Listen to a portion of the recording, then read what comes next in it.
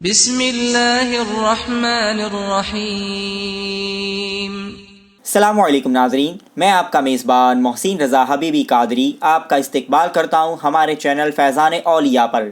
دوستوں، آج کی ویڈیو میں ہم سلسلے عالیہ سہروردیہ کے ایک عظیم شیخ کامل کا کچھ ذکر خیر کریں گے، جن کو سرکار قطب عالم کی بارگاہ میں بہت مقبولیت حاصل ہے اور جنہیں حضرت قطب عالم اپنا بیٹا فرماتے تھے۔ ان کے وصال شریف کے بعد جب ان کو قبر شریف میں رکھا گیا، اس وقت بھی انہوں نے قبر سے آواز دے کر ایک کتاب مانگی اور قبر کے اندر بھی یہ اللہ کا ذکر کر رہے تھے۔ ان عظیم ولی کامل کے بارے میں زیادہ معلومات حاصل کرنے کے لیے آپ اس ویڈیو کو آخر تک ضرور دیکھیں، اور اگر آپ نے ابھی تک ہمارے چینل کو سبسکرائب نہ کیا ہو تو سبسکرائب ضرور کر لیجئے۔ آئیے ہم اس مقدس آستانہ شریف کی زیارت کرتے ہیں۔ جہاں ملتی ہے آتے جاتے، یہ وہ در ہے، یہ وہ در ہے، یہ وہ در ہے کہ جہاں دل نہیں توڑے جاتے، یہ وہ در ہے۔ دوستوں، ان بزرگ کا مبارک نام حضرت عبداللطیف سہروردی رحمۃ اللہ تعالی علیہ ہیں۔ آپ کی کنیت سراج الدین ہے۔ آپ کے والد ماجد کا نام حضرت شاہ جمال رحمۃ اللہ تعالی علیہ ہے۔ آپ خاندان فاروقی کے چشم و چراغ ہے، یعنی خلیفہ دوم امیر المومنین حضرت سیدنا عمر فاروق اعظم رضی اللہ تعالی عنہ کی اولاد پاک میں سے ہیں۔ آپ کا سلسلہ نسب حضرت سیدنا مخدوم حسام الدین ملتانی رضی اللہ تعالی عنہ کے بھانجے حضرت شیخ صدر الدین فاروقی رحمۃ اللہ تعالی علیہ سے ہوتا ہوا حضرت عمر فاروق اعظم رضی اللہ تعالی عنہ تک پہنچتا ہے۔ یہ حضرت صدر الدین فاروقی رحمۃ اللہ تعالی علیہ آپ کے سگے پردادا ہیں، اور حضور محبوب الہی حضرت خواجہ نظام الدین اولیاء رضی اللہ تعالی عنہ کے بڑے چہیتے اور خاص خلیفہ حضرت مخدوم حسام الدین ملتانی رضی اللہ تعالی عنہ کے بھانجے ہوتے ہیں۔ آپ کو اگر حضرت مخدوم حسام الدین ملتانی رضی اللہ تعالی عنہ کے بارے میں معلومات حاصل کرنی ہے تو اس ویڈیو کی لنک آپ کو نیچے ڈسکرپشن میں مل جائے گی۔ دوستوں، یہ حضرت عبداللطیف رحمۃ اللہ تعالی علیہ کی پیدائش مبارک گجرات کے تاریخی شہر پٹن میں ہوئی، جسے آج پاٹن کہا جاتا ہے۔ آپ نے پہلے علم ظاہری کی دولت کو حاصل کیا اور اپنے زمانے کے بڑے ہی پائے کے عالم ربانی ہوئے۔ آپ بڑے ہی متقی اور پرہیزگار تھے اور شریعت مطہرہ پر مضبوطی سے عمل کیا کرتے تھے۔ معرفت کی دولت حاصل کرنے کے لیے آپ قطب الاقطاب حضرت سیدنا عبداللہ برہان الدین قطب عالم بخاری رضی اللہ تعالی عنہ کی خدمت بابرکت میں حاضر ہوئے اور حضرت کے ہاتھ پر ہاتھ دے کر مرید ہو گئے۔ آپ کو مرشد گرامی کی بارگاہ میں بے حد مقبولیت حاصل تھی۔ سرکار قطب عالم آپ سے بڑی محبت فرمایا کرتے تھے اور آپ کو اپنا فرزند یعنی بیٹا کہا کرتے تھے۔ اس زمانے میں سرکار قطب عالم کا قیام شہر پٹن میں ہی تھا۔ پھر حضرت سلطان احمد شاہ بادشاہ رحمۃ اللہ تعالی علیہ کی گزارش پر حضرت قطب عالم پٹن سے احمد آباد تشریف لے آئے۔ جب حضرت عبداللطیف رحمۃ اللہ تعالی علیہ اپنے پیر و مرشد کی ملاقات کے لیے پٹن سے احمد آباد آتے اور کوئی شخص آپ کے آنے کی خبر سرکار قطب عالم کو دیتا تو سرکار قطب عالم بہت خوش ہو جاتے۔ خبر لے کر آنے والا شخص اگر مسلمان ہوتا تو سرکار قطب عالم اس پر کرم فرماتے ہوئے اسے ایمان کی سلامتی کی بشارت اور خوشخبری سناتے، اور اگر کوئی غیر مسلم خبر لے کر آتا تو اس کو ایک اشرفی عنایت فرماتے۔ اسی سے پتہ چلتا ہے کہ بارگاہ قطب عالم میں آپ کس درجہ مقبول اور محبوب تھے۔ آپ اپنے دور کے عالم ربانی اور علم دین کے ٹھاٹھے مارتے ہوئے سمندر تھے، اور ساتھ ہی آپ ایک بہترین مصنف بھی تھے۔ الگ الگ موضوع یعنی ٹاپک پر آپ نے کئی کتابیں بھی تصنیف فرمائی، لیکن افسوس کہ آپ کے ہاتھوں لکھی ہوئی ساری کتابیں محفوظ نہ رہ سکیں۔ ان میں سے چند کتابیں آج بھی احمد آباد کی پیر محمد شاہ لائبریری میں محفوظ رکھی گئی ہے، جو قلمی نسخے ہیں، یعنی آپ کے ہاتھوں سے لکھے ہوئے ہیں۔ آپ درس و تدریس بھی دیا کرتے تھے اور اپنے شاگردوں کو علم دین کی دولت سے نوازا کرتے تھے۔ ایک عالم دین ہونے کے ساتھ ساتھ آپ ولایت کے ایک اونچے منصب پر فائز تھے۔ آپ اپنے زمانے کے قطب تھے۔ اللہ رب العزت نے آپ کو پیر و مرشد سرکار قطب عالم کے صدقے میں آپ کے سر پر بھی قطبیت کا تاج رکھا تھا۔ آپ متوکل الی اللہ بزرگ تھے، یعنی آپ کو اللہ کی ذات پر کامل یقین اور مکمل بھروسہ تھا۔ دنیاوی چیزوں میں سے کوئی چیز اپنے گھر میں نہ رکھتے۔ غربت، تنگ دستی اور فاقہ کشی کا یہ عالم تھا کہ آپ کے اہل و عیال بھی کبھی کبھی گھبرا جاتے، لیکن آپ کے توکل میں کوئی فرق نہ آتا۔ ایک دن جب فاقہ کشی کا معاملہ بہت زیادہ ہوا اور کئی دنوں تک کھانے کو کچھ نہ ملا، تو آپ کے گھر والے آپ کے پاس آئے اور آپ سے عرض کیا کہ حضور، آپ کسی کا نذرانہ اور شاہی انعامات بھی رد فرما دیتے ہیں اور قبول نہیں کرتے، تو آپ ہماری روزی کے لیے کوئی بہترین انتظام فرما دیجئے۔ تو آپ نے فرمایا کہ ہمارے نبی کریم صلی اللہ تعالی علیہ وسلم نے غریبی کو اچھا جانا ہے اور فقر پر فخر فرمایا ہے۔ ہم درویش ہیں، ہمارے لیے ضروری ہے کہ ہم ان کی پیروی کریں۔ میرے مرشد کریم نے کئی بار خزانہ الہی کا قبضہ مجھے سونپا، لیکن میں نے کبھی اس کی طرف توجہ نہیں کی۔ خیر، جو تم لوگوں کو ضرورت ہو تو گھر کے اس حجرے میں سے جا کر لے لو۔ آپ کی بات سن کر جب آپ کی بیوی صاحبہ گھر کے اس کمرے میں داخل ہوئی تو دیکھا کہ اس کمرے میں مٹی کے تھال ہے جو سونے سے بھرے ہوئے ہیں، اور پورا کمرہ ہیرے جواہرات اور اشرفیوں سے بھرا ہوا ہے۔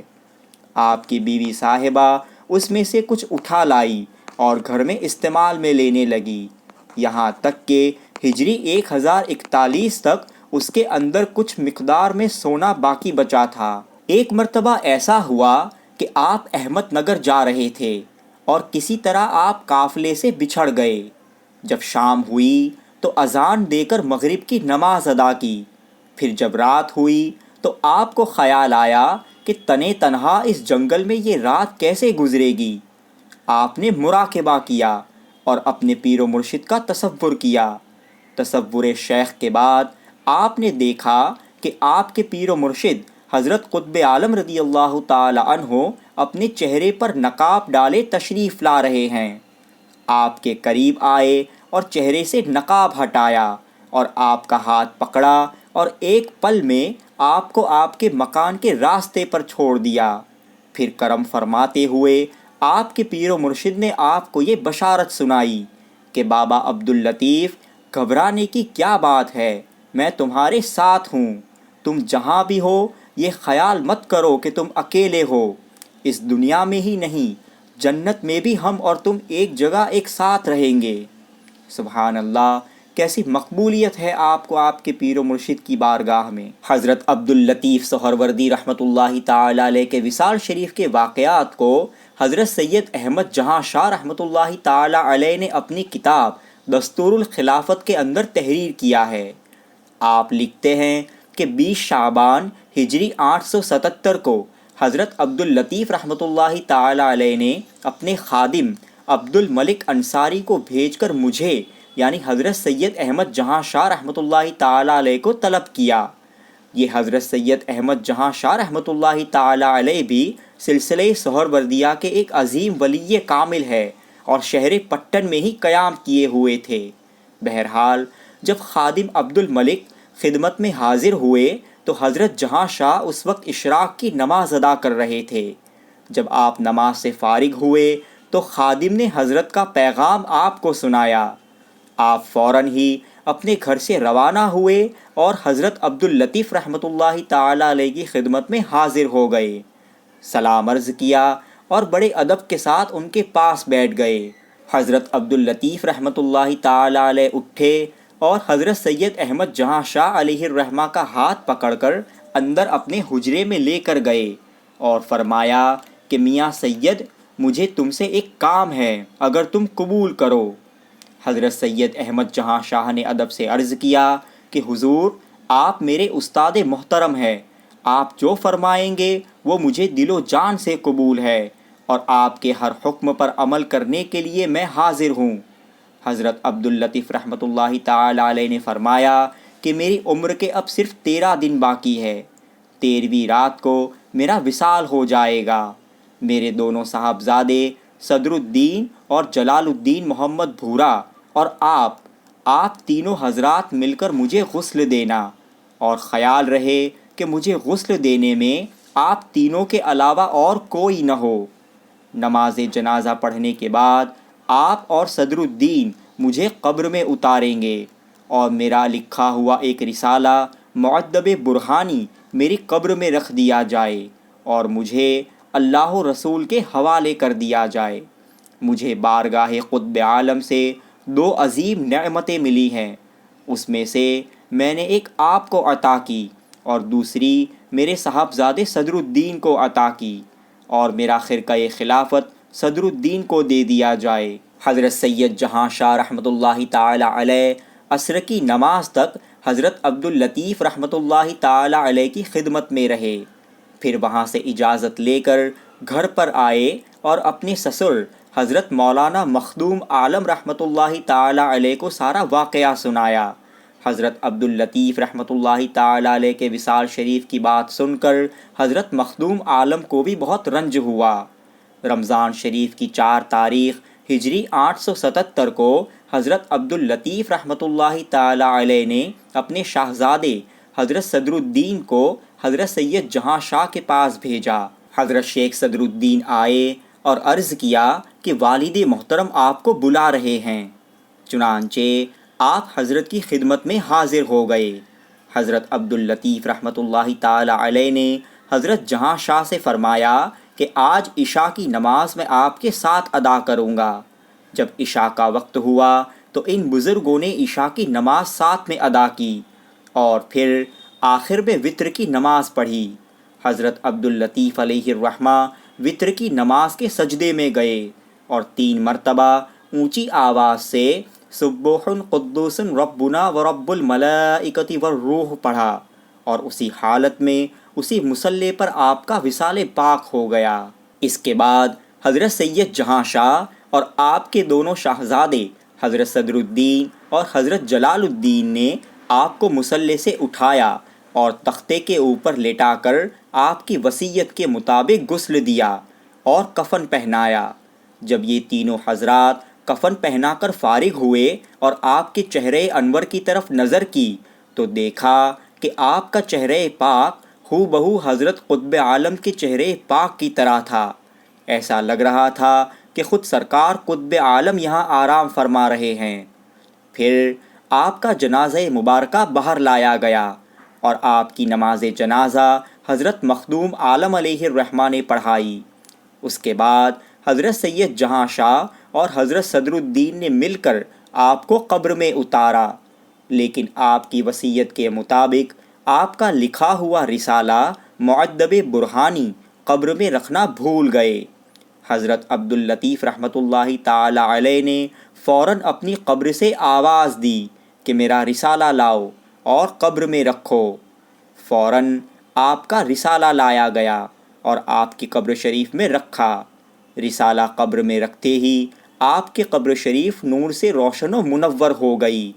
ایسا لگ رہا تھا کہ گویا آپ کے قبر میں سورج اتر آیا ہے۔ جب آخری دیدار کے لیے آپ کے چہرے پاک سے کفن کو ہٹایا تو دیکھا کہ آپ کلمہ طیبہ کا ورد کر رہے تھے۔ پھر جب واپس کفن ڈھک دیا گیا تو قبر شریف سے ایک آواز آئی کہ اللہ کے محبوب کو اللہ کے حوالے کر دو۔ پھر آپ کو دفن کر دیا گیا۔ حضرت سیدنا شاہ عبداللطیف سہروردی رحمۃ اللہ تعالی علیہ کا آستانہ شریف گجرات کے شہر پٹن میں خان سروور تالاب کے پاس ہے۔ آپ کے مزار شریف کے ساتھ ہی آپ کے دونوں شاہزادوں کے مزارات بھی ہے۔ درگاہ شریف کا ایڈریس آپ کو نیچے ڈسکرپشن میں مل جائے گا۔ دوستوں، آپ کو یہ ویڈیو کیسا لگا ہمیں کامنٹس کر کے ضرور بتائیں، اور اگر آپ نے ابھی تک ہمارے چینل کو سبسکرائب نہ کیا ہو تو سبسکرائب بھی ضرور کر دیں۔ السلام علیکم ورحمۃ اللہ وبرکاتہ۔